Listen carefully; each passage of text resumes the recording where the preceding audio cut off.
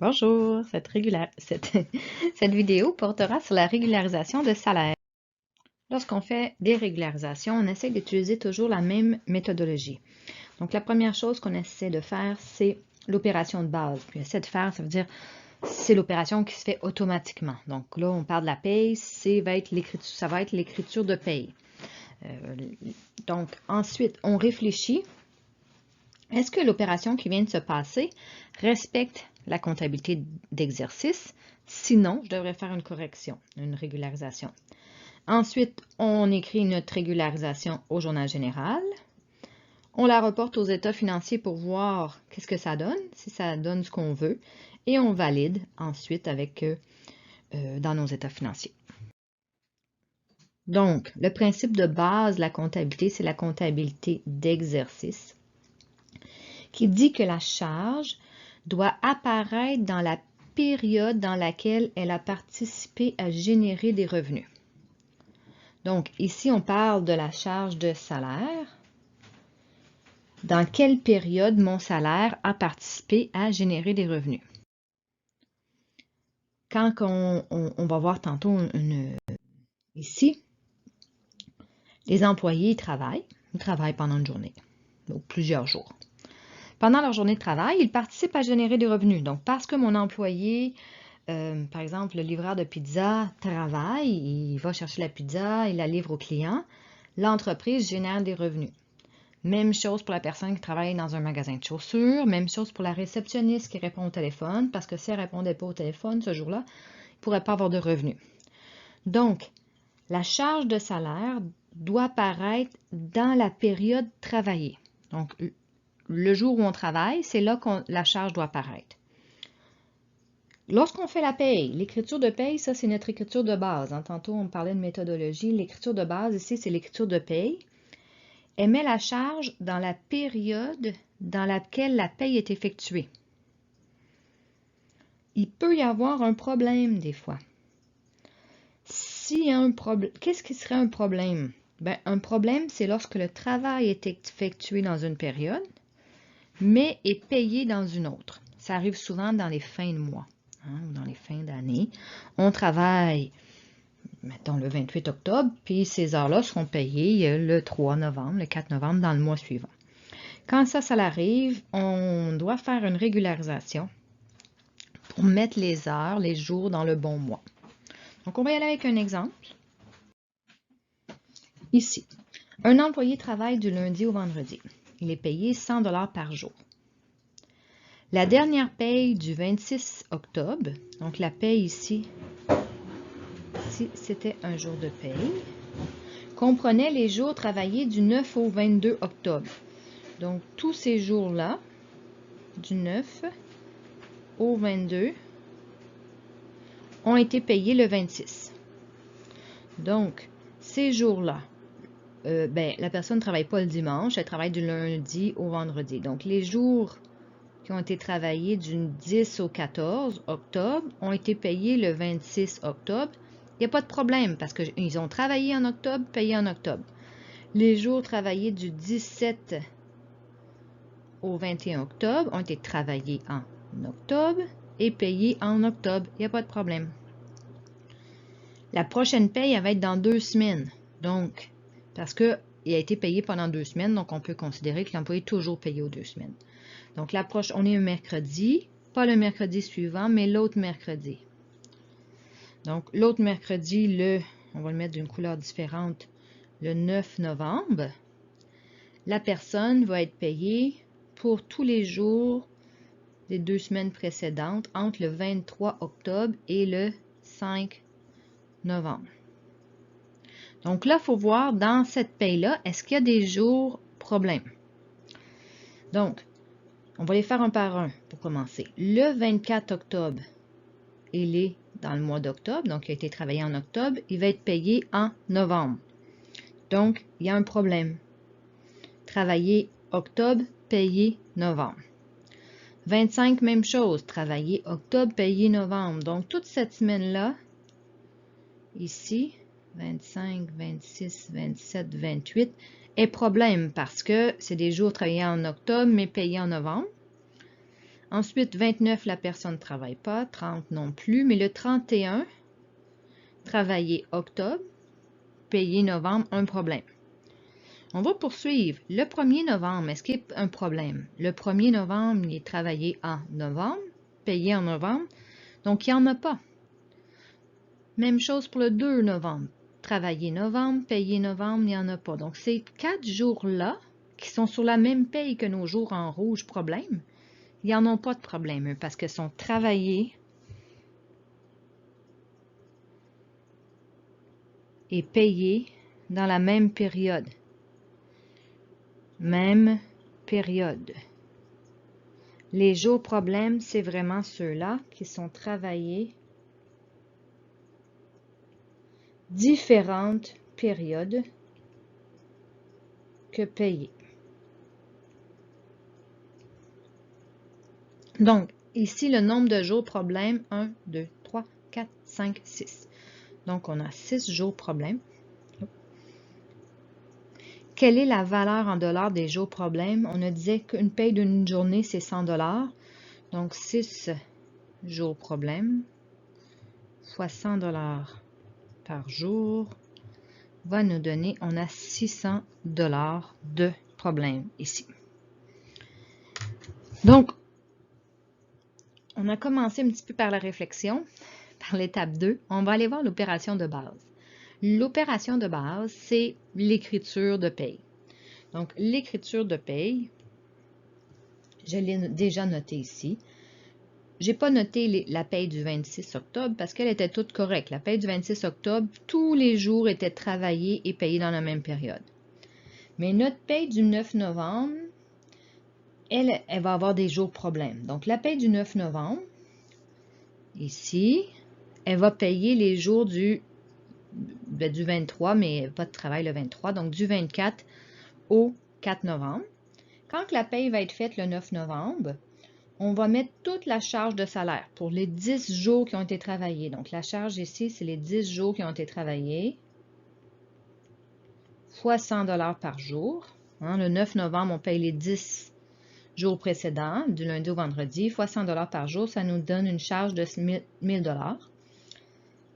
Donc, on met la charge de salaire qui va apparaître en novembre, puis on fait le chèque à l'employé. Donc, on fait une paye là, qui n'existe pas vraiment. Là, on fait semblant qu'il n'y a pas de cotisation obligatoire.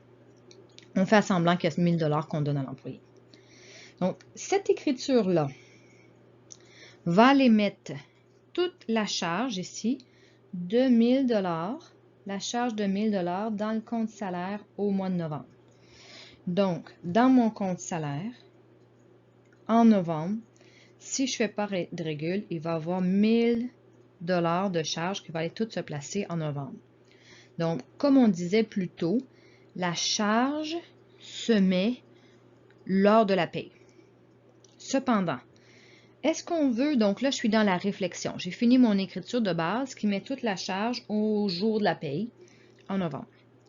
Ma réflexion, est-ce que je veux 1000 $ de charge en novembre? Est-ce que ce 1000 $-là était tout pour des jours travaillés en novembre? Puis là, on a commencé déjà notre réflexion. On a dit non, sur cette paye-là de 1000 $, il y avait 6 jours qui étaient travaillés en octobre. Donc, qu'est-ce qu'on voudrait? On voudrait 600 $, qui équivaut à nos 6 jours de charge au mois d'octobre, parce que 600 $ qui étaient travaillés en octobre, et on voudrait qu'il nous reste 1, 2, 3, 4 jours au mois de novembre. Donc, on aurait 400 $ au mois de novembre. Donc, ça, c'est ce qu'on voudrait, que le 1000 $ soit réparti entre octobre et novembre selon les jours travaillés. La paye, par exemple, elle a tout mis en novembre. Donc, on va venir faire une régularisation ici, là, entre les deux. On dit, en octobre, on a 0. On veut 100, 600, je veux dire. Donc, on doit ajouter 600 $ de charge en octobre. Au mois de novembre, ça va être l'inverse. Hein. Ça devrait être le même 600 qu'on retrouve. Mais s'il était plus ici, on l'enlève. On va vérifier que ça fonctionne. On avait 1000 avec la paye. On veut juste 400. Donc, pour passer de 1000 à 400, on enlève 600. Donc, le montant de notre régularisation, c'est le montant qu'on avait trouvé ici de 600 $ de jour problème. Si on va voir, si on fait notre réflexion pour le compte de bilan, notre compte de bilan, on va utiliser le compte salaire à payer parce que en octobre, à la fin octobre, quand on finit le mois d'octobre, l'entreprise a l'employé a travaillé, puis il n'a pas été payé. Donc, l'entreprise a une dette, un passif envers l'employé des jours qui ont été travaillés non payés. Donc, le compte salaire à payer, si on ne fait rien, il va être à 0. Il commence à 0. Quelle est la valeur de salaire que l'entreprise a à payer au 31 octobre? C'est nos 6 jours ici là, qui ont été travaillés en octobre. Puis quand on finit le mois d'octobre, ils n'ont pas encore été payés. Donc, on voudrait 600 $ dans ce compte-là à la fin octobre. Donc, la régule qu'on va faire pour passer de 0 à 600, c'est ajouter 600 $ dans ce compte-là. En novembre, si on ne fait rien, on va commencer le mois avec 600 $ parce que c'est un compte de bilan, on commence avec le solde de fin précédent. Ensuite, à fin novembre, on va considérer que l'employé ne travaille plus pour le moment, là. Donc, à la fin novembre, on a payé cette paye-là, le 9 novembre, donc on n'a plus de salaire à payer. Donc, on veut passer de 600 à 0, donc on va pouvoir faire une régularisation de moins 600 pour enlever le 600 $ dans le compte salaire à payer. Donc, maintenant qu'on a trouvé nos écritures, on va aller les mettre donc à l'étape 3 ici. On va aller faire nos écritures au journal général. Donc, la première écriture, c'est une écriture de régularisation. On va la faire au dernier jour d'octobre. On reprend juste notre réflexion dans le bas. Donc, le compte ici, salaire, plus 600. Donc, salaire, c'est une charge, plus donc qui augmente. Une charge qui augmente, c'est au débit de 600. En octobre aussi, on a salaire à payer plus 600. Donc, on va aller mettre ici salaire à payer, qui est un passif, qui augmente aussi. On a mis passif qui augmente au crédit, 600 $. Ensuite, on va avoir une régularisation en novembre. Puis ici, ce qu'on voit, c'est que c'est vraiment un déplacement, parce que c'est les mêmes montants d'octobre-novembre. Il y avait trop de sous en novembre, mais il était trop gros en novembre, donc on a diminué novembre. On a enlevé des charges de novembre ici pour les mettre en octobre. Donc ça, c'est vraiment déplacé d'un mois à l'autre. Quand on fait ça, ça veut dire que la régularisation qui va suivre, c'est une régularisation, on pourrait dire, je vais le mettre ici, là, de renversement. C'est quand on fait juste déplacer d'un mois à l'autre. Ça se passe avec les salaires et les intérêts. Donc, la régularisation de renversement, c'est toujours les mêmes comptes que les précédentes, mais à l'inverse. Donc, en novembre, on va mettre le 1er novembre, on va avoir le compte salaire, parce qu'on a les mêmes comptes, et le compte salaire à payer, qui est un passif. En octobre, mon passif augmentait. En novembre, il diminue. Ici, on voit bien que mon passif, il diminue en novembre. Et mon compte de charge, il augmentait en octobre. Donc, en novembre, il va diminuer. Mon compte de charge, ici, salaire, en novembre, il va diminuer. On a un moins. Donc, charge qui diminue, les mêmes montants, 600 $. Puis, 600 $ ici. Donc, c'est vraiment une écriture avec les salaires de déplacement. On enlève de novembre ce qu'on met en octobre. Donc, les montants sont les mêmes, mais ce qu'on enlève, le 600 $ de novembre, c'est le même 600 $ qu'on met ici, là, le 600 $ qu'on enlève de novembre, c'est exactement le même 600 $ qu'on ajoute en octobre. Donc, là, on a fini l'écriture au journal général. On va faire nos états financiers, ici, l'étape 4, avec le journal général. Donc, ici, c'est mon étape 4 dans le bas. Donc, mon compte salaire, ici, en octobre. Qu'est-ce qui s'est passé dans mon journal général? Donc, je peux prendre mon journal général ici, puis je vais aller le mettre ici dans ma ligne du bas. Donc, mon compte salaire a augmenté de 1000 $ en novembre. Donc, ici, on a mis 1000. Donc là, je regarde juste le compte salaire. Hein. Ensuite, le compte salaire, on l'a augmenté de 600 $ en octobre. Donc ici, on a mis 600. Puis mon compte salaire, on l'a diminué de 600 en novembre. Donc ici, on a fait moins 600. Donc en novembre, si on prend les deux, il est tombé à 400. Maintenant, je valide ma ligne, excusez, j'avais oublié un 0 ici. Ma ligne du bas, ici là, c'est mon journal général. Ma section ici, c'était ma réflexion. Il faut que ce que j'ai fait dans mon journal général, ça soit égal à ce que je voulais faire dans ma réflexion. Dans ma réflexion, j'avais dit que je voulais 600 $ en octobre. Dans mon journal général, j'ai bien mis 600 $ en octobre. J'avais dit que je voulais 400 $ en novembre et dans mon journal général, j'ai bien 400 $ en novembre. Donc, c'est super. On a validé ici l'étape 5 que ce que je voulais dans ma réflexion est égal à ce que j'ai fait dans mon journal général. On va le faire pour salaire à payer. Donc, on prend ici le journal général, ce qu'on a fait dans le compte salaire à payer. Donc, on va retourner ici, journal général. Première écriture, il n'y a pas de salaire à payer. Deuxième, ici, salaire à payer, passif augmente de 600 $. Oh, en octobre. Donc, on a mis 600 $ en octobre.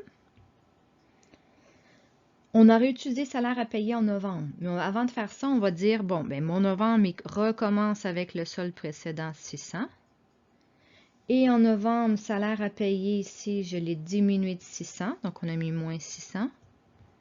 Donc, il va tomber à 0. Donc, ça, c'est mon journal général. Ici, j'avais ma réflexion. On va vérifier que les deux soient pareils. Ma réflexion voulait 600 $ dans le compte salaire à payer. J'ai bien 600. Je voulais 0 en novembre, puis j'ai 0 en novembre. Donc, ça fonctionne. L'écriture ici de régularisation des salaires est faite. Donc, il y en a deux. À chaque fois qu'on veut faire des états financiers, il y en a souvent une de salaire à la fin de la période qui vient se terminer. Donc, dans le mois qui vient de se terminer, souvent, il manque une charge parce qu'il y a des heures travaillées non payées. Puis, cette même charge-là qu'on met dans cette période d'octobre, il faut, donc ici, on ajoute une charge. Donc, la même charge, il faut l'enlever ici de la période suivante.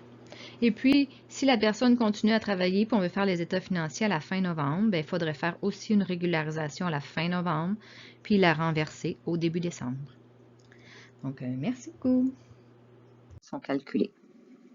Donc, on va y aller avec un exemple pour mieux comprendre.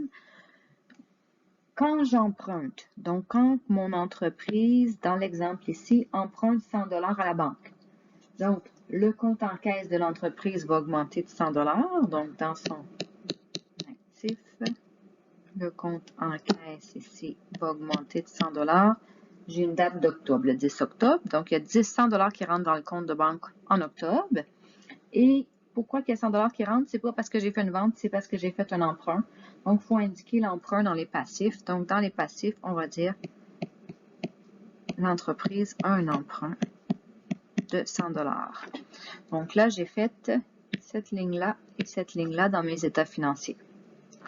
Dans cet exemple-ci, notre emprunt était le 10 octobre. On rembourse l'emprunt le 17 octobre. Et comme tout emprunt, il y a des intérêts. Donc, quand on va rembourser l'emprunt, on rembourse ici l'emprunt au complet, le montant de 100 $. Donc, on va enlever l'emprunt dans les états financiers parce qu'il est remboursé. Donc, ici, dans le passif, on diminue de 100 $, donc on va faire moins 100, donc mon passif va tomber à 0. Donc, j'ai enlevé mon emprunt de mes états financiers. Il y a des intérêts. Dans cet exemple-ci, on va prendre des intérêts d'1 $ par jour. Donc, j'ai emprunté le 10 octobre, je rembourse le 17, donc ça fait 7 jours, fois 1 $ par jour. Donc, on va rembourser 7 $ d'intérêt. Donc, les intérêts que je rembourse, c'est en plus du 100 $. Donc, les intérêts, c'est une charge. Donc, ça va se mettre dans mon état des résultats. Une charge de 7 $ d'intérêt qui m'a permis d'acheter quelque chose pour mes ventes ou pour, par exemple, si c'est un intérêt, si c'est une hypothèque, ça m'a permis d'avoir un bâtiment pour réaliser mes ventes. Si c'est un intérêt sur un auto, ça m'a permis d'acheter l'auto, puis l'auto m'a aidé à réaliser mes ventes. Donc, c'est une charge qui m'aide à réaliser des ventes, des produits. Donc, on va aller mettre la charge de 7 $. Ici. Et pour le moment, la charge, elle apparaît dans mon écriture. L'écriture est le 17 octobre. Donc, ma charge, elle apparaît au 17 octobre. Le 17 octobre, c'est dans le mois d'octobre. Donc, la charge de 7 octobre va aller en octobre. Et donc, je rembourse 100 $ parce que j'avais emprunté 100, plus 7 $ d'intérêt. Donc, l'argent qui sort de mon compte de banque, c'est 107. Donc, en octobre aussi, mon compte de banque va diminuer de 107. S'il n'y avait rien d'autre dedans que le 100 $ que j'ai mis puis le 107 que je rembourse, après ces deux opérations-là, il serait égal à moins 7 $ au mois d'octobre. Je vais mettre ici au mois d'octobre. Parce que dans le bilan, on voit le total. Donc, dans mon journal général, c'est le détail. Il y a eu 100 $ plus 100. Ensuite, moins 107. Donc, au bilan, on va avoir le solde de moins 7 $. Donc, ça ici, c'est 7 $ d'intérêt-là qui apparaissent dans mon état des résultats d'octobre. Ce sont des intérêts pour quelle date? Ce sont des intérêts pour le 11, 12, 13, 14, 15, 16, 17 octobre. Donc, c'est 7 $ pour des intérêts d'octobre et ils apparaissent dans le mois d'octobre, donc il n'y en a pas de problème. Donc, les intérêts, la charge d'intérêt apparaît dans le bon mois, dans le mois où ils ont été encourus. C'est des intérêts entre le 10 et le 17 octobre. Donc, c'est des jours d'octobre, puis ils apparaissent en octobre. On va aller voir ici.